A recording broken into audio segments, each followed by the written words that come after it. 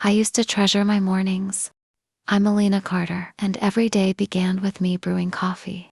As sunlight streamed through our kitchen window, warming the space I shared with James Carter.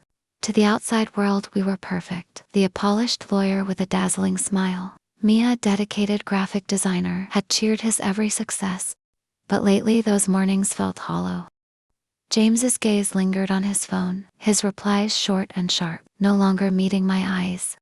I told myself it was firm, was demanding, but an ease gnawed at me. Wanting to bridge the gap, I planned a special night as favorite: roast chicken, a bottle of red wine, candles casting a soft glow. When he came home, though, he brushed past me, muttering about exhaustion, and shut himself in his office. I sat alone at the table, the food cooling, my heart sinking. "He's just tired," I whispered, clearing the plates, tears stinging my eyes. I wanted tomorrow to be better. But doubt whispered louder. The shift in James was subtle at first: late nights, fake excuses, his phone glued to his hand. I tried talking to him one evening as we sat in the living room. "James, are you okay? You've been distant," I said, my voice soft. He barely glanced up from his screen. "Work's crazy, Alina." "Don't worry." His tone was flat, dismissive, and the knot in my stomach tightened. He felt like a stranger, now, not the man I trusted with my heart.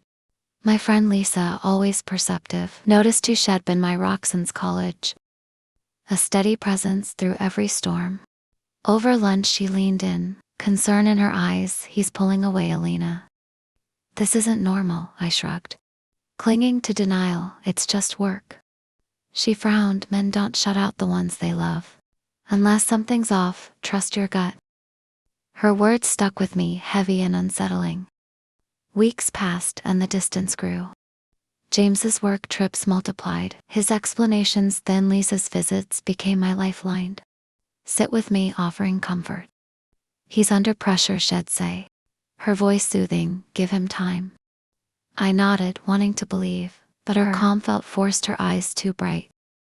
Then one night as James slept, I saw his phone lit. UPA text from Lisa: "Miss you tomorrow." My breath caught, the betrayal slicing through me. My husband and my best friend, how could they? I didn't confront him. I needed proof, not just a hunch.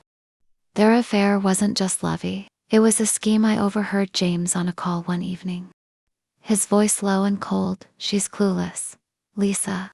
That's her flaw." My blood ran cold as he laughed. "Once she's out, well, have it all." Lisa's reply was faint but clear. "I'm in." They were planning. Something's a meeting dark. Days later, I found a burner phone in his briefcase. Texts detailing a plot plan, evidence: frame me for embezzlement at my firm, ruin me. My trip to a design expo was their chance. Lisa offered to help pack, her smile tight. "You've been so busy," she said to sweet.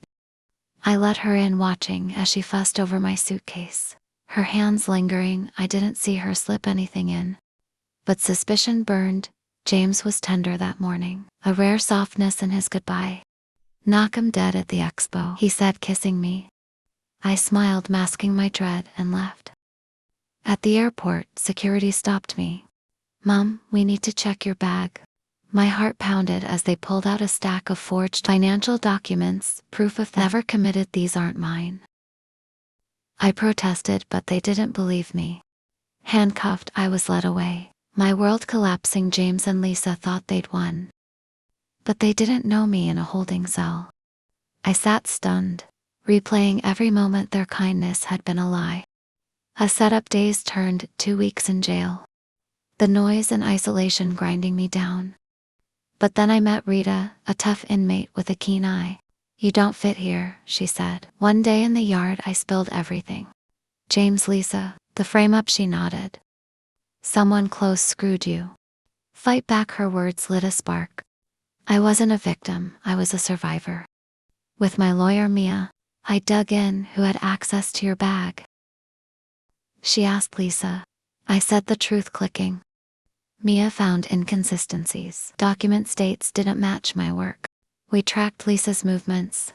She'd met James the day before my trip, caught on a gas station camera with a suspicious package. It wasn't enough yet. But it was a start. They think I'm finished, I told Rita, anger fueling me. They're wrong.